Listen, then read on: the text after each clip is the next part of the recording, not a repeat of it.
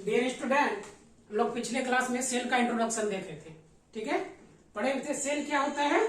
ठीक है, सेल का खोज किसने किया? प्लांट सेल का खोज किसने किया? एनिमल सेल का किसने खोज किया? और कोशिका के कुछ क्वेश्चन भी देखा थे, बड़ी कोशिका क्या है, छोटी कोशिका क्या है, इसके बारे में हम लोगों ने देखा था। आज हम लोग बात करेंगे कोशिका के बारे में। कोशिका के कौन कौन से पार्ट होते हैं, अंग क्या होते हैं, कोशिका के अंदर क्या क्या पाए जाते हैं। सपोज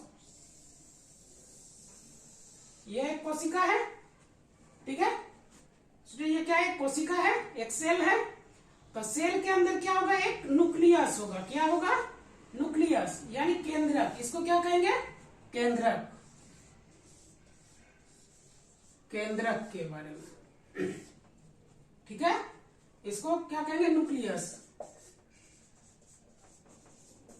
न्यूक्लियस केंद्रक है। ठीक है, तो कोशिका के केंद्र में, कोशिका के केंद्र में क्या पाया जाता है? केंद्रक पाया जाता है, न्यूक्लियस। जैसे हम लोग ह्यूमन बॉडी हैं, हम लोग ह्यूमन बॉडी के बीच में क्या पाया जाता है? नाभि है। नाभि है, तो उसी प्रकार कोशिका के नाभि में जो पाया जाता है यानी केंद्र में जो पाया जाता है उसको क्या कहते हैं? केंद्रक। एक ऑर्गन क्या है? केंद्रक। ठीक है, तो केंद्रक के अंदर क्या पाया जाता है? बेसिकली केंद्रक के अंदर क्या पाया जाता है? इस प्रकार इस पर हुआ डॉट कर दिए, यह अनुवांशिक पदार्थ पाए जाते हैं। केंद्रक के अंदर लिखिए, केंद्रक के अंदर अनुवांशिक पदार्थ पाए जाते हैं जिसको क्या कहते हैं? डीएनए। डीएनए और आरएनए। ठीक है, डीएनए और आरएनए। आरएनए कोशिका के केंद्र के अंदर क्या पाए जाते हैं? डीएनए और आरएनए पाए जाते हैं। डीएनए का फुल फॉर्म लिख लीजिए। डीएनए को क्या कहते हैं? Deoxy ribonucleic acid.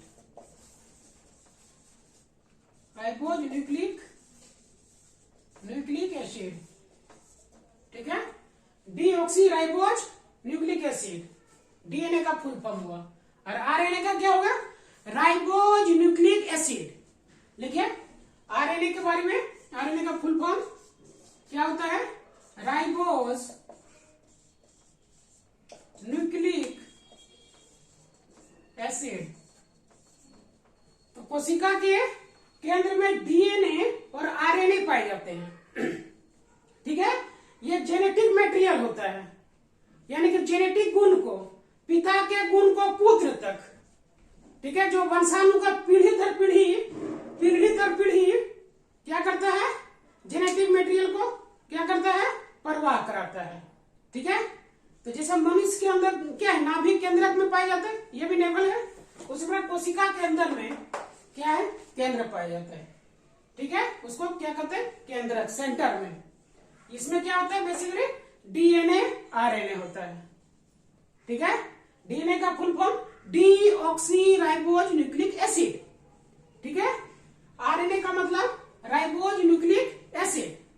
ये दोनों क्या है? ये जेनेटिक मटेरियल है। लिखो, ये जेनेटिक मटेरियल है। डीएनए आरएनए जेनेटिक मटेरियल है। क्या है? डीएनए आरएनए जेनेटिक मटेरियल है।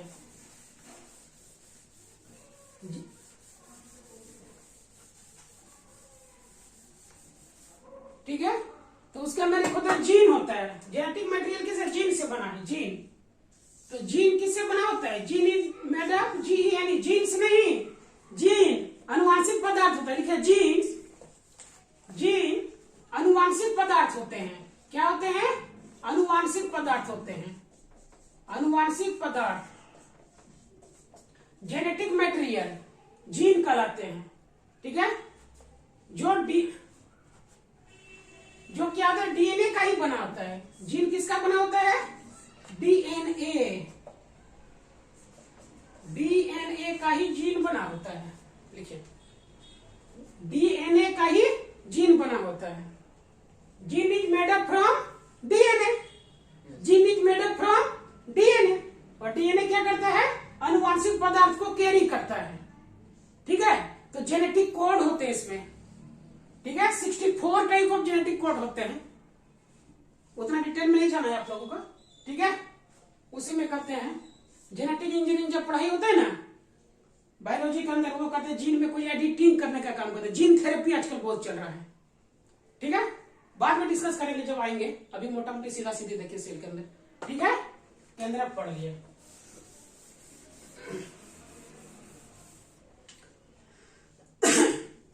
दूसरा देखिए कोशिका भित्ति, लिखिए कोशिका, प्रत्येक सेल, इधर समझ लीजिए पहले, प्रत्येक सेल अपने चारों ओर एक पतली लेयर से घिरी हुई रहती है, प्रत्येक सेल अपने चारों ओर से एक पतली झिल्ली से घिरी हुई रहती है, ठीक है। उसको क्या कहते हैं, कोशिका भित्ति, प्लाज्मा मेम्ब्रेन, लिखिए प्लाज्मा मेम्ब्रेन इसको कहते हैं, प्लाज्मा मेम्ब्रेन,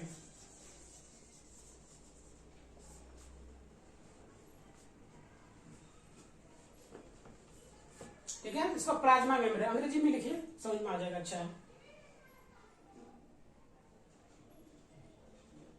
ठीक है। अब देखिए ये कि अर्ध पारगम में झिल्ली होती है, ठीक है। तो प्लाज्मा में देखिए पढ़ते, जैसे हम लोग मिठाई लेते हैं, ठीक है, बहुत फेमस है, अगर किसी मिठाई की दुकान में जाते हैं तो पर क्या करते हैं, एक पैकेट के अंदर पैक कर देता है ताकि अंदर का मिठाई नहीं टूटे, नहीं तो ऐसा हाथ में दे देगा, किसी में दे देगा, पॉलिथीन में दे देता है तो टूट भी सकता है, तो पैकेट में अच्छा मोटा कवर लगा के दे देता है, अग्रवाल वाले बीकानेरी में चाहिए करता है।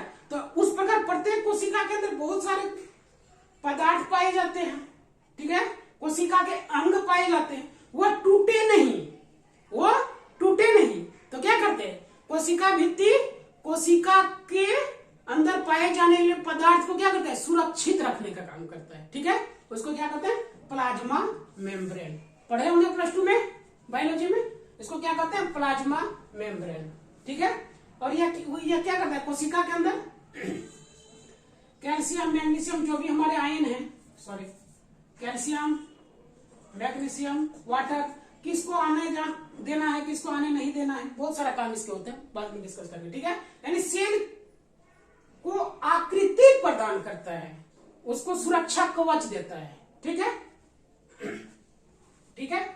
अब तीसरा पॉइंट लिखिए, प्लाज्मा मेम्ब्रेन भी हो गया, तीसरा पॉइंट लिखिए, कोशिका के अंदर इस तरह फ्लूइड पाया जाता है, ठीक है। कोशिका के अंदर द्रव्य को कोशिका द्रव्य करते हैं, लिखिए कोशिका द्रव्य, कोशिका द्रव्य, ठीक है। कोशिका के अंदर पाए जाने वाली जेली को कोशिका द्रव्य करते हैं, एक चिपचिपा विस्कस होता है, ठीक है, उसको क्या करते हैं, कोशिका द्रव्य। कोशिका के अंदर पाए जाने वाले, कोशिका के अंदर पाए जाने वाले चिपचिपा द्रव्य को या पदार्थ को, कुछ भी लिखिए, कोशिका द्रव्य करते हैं, ठीक है।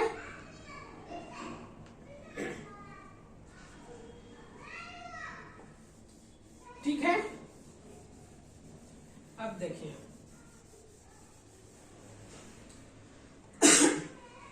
कोशिका द्रव्य हो गया। अब देखिए नेक्स्ट, देखिए कोशिका के अंदर बहुत बार क्वेश्चन पूछा गया है, ठीक है। कोशिका के अंदर बहुत सारा पदार्थ पाया गया है, ठीक है। तो उसमें एक क्या होता है, माइटोकॉन्ड्रिया होता है, बहुत सारे माइटोकॉन्ड्रिया होते हैं, ठीक है। माइटोकॉन्ड्रिया लिखिए, माइटोकॉन्ड्रिया दिखाना होता है, माइटोकॉन्ड्रिया हिंदी वाले भी लिख लेंगे माइटोकॉन्ड्रिया हिंदी में, मैं अंग्रेजी में लिख देता हूं, ठीक है। माइटोकॉन्ड्रिया, ठीक है। तो माइटोकॉन्ड्रिया कोशिका के अंदर पाया जाता है, इसको क्या कहते हैं, powerhouse of the cell. Mitochondria को powerhouse of the cell कहा जाता है, लिखिए कोशिका का ऊर्जागृह, कोशिका का ऊर्जागृह माइटोकॉन्ड्रिया को कहा जाता है। कितने बार ये क्वेश्चन पूछा गया है, ठीक है। एसएससी जीडी यानी पुलिस कांस्टेबल से लेकर के पीसीएस एग्जाम तक कई बार पूछा गया है, ठीक है।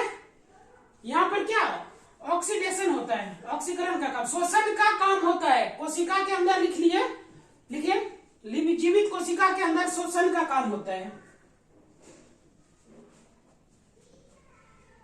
ठीक है, जीवित कोशिका के अंदर श्वसन का काम होता है, उसको माइटोकॉन्ड्रिया कहते हैं। समझ में आ गया? ठीक है, अब माइटोकॉन्ड्रिया के बाद देखिए, माइटोकॉन्ड्रिया के बाद देखिए कि इसमें एक ईआर जुड़ा हुआ रहता है, ऐसे ऐसे उलझे हुए। इंडोप्लाज्मिक रेटिकुलम लिखिए, ईआर,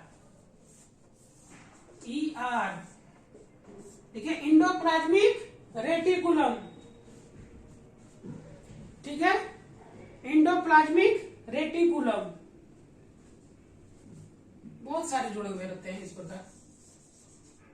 ईआर, इसमें दो प्रकार, ईआर दो प्रकार के होते हैं।